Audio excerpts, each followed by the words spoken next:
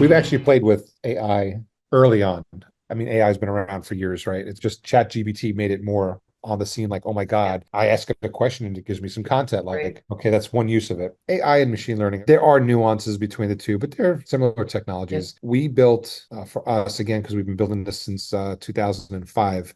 Early on, we had built some machine learning as an alert system to our developers to identify new threats, because it can sift through, billions of records and in real time and give us some data signals that, okay, something new's popped up on the scene.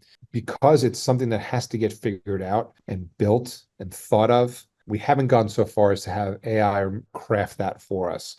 So we still rely on our engineering team to understand, okay, what did machine learning find? Is it something that is acceptable, not acceptable? What do we have to roll out? And again, it's picking up a couple different signals a week on all the billions of people that we're scanning. And we're making adjustments using humans to actually make the adjustments and changes to our system. And probably because we just don't trust it.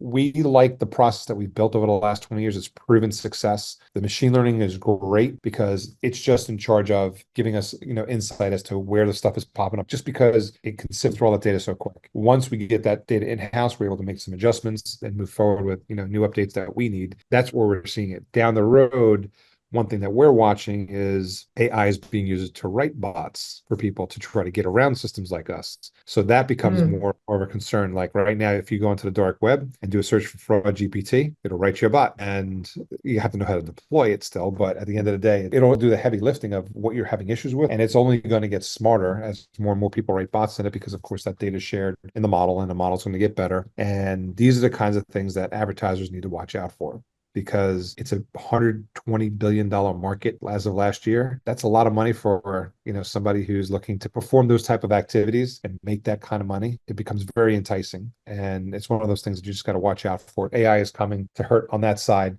As much as, a lot of companies are using it for good, there are a lot of people that are going to be using it for bad. So you got to Oh, yeah. watch it. I'm sure you come across that too, Melanie. Yeah, it's fascinating. I love working in this space. I learn something new every day, and our product team is, I mean, those are the guys that are in the weeds, but they're sharing just, iterations of our platform that are changing like on a weekly or monthly basis. It used to be the big deal was, if somebody responded, say in a mortgage scenario, like what's your, desired price point? And they said, 5 to 7. 4 years ago, we couldn't figure out what that meant, 5 to 7. 5 to 7. Now it's like, oh, 500,000 to 700,000. Things as simple as that, right? Like that just continue to get smarter and smarter. So yeah, it's fascinating.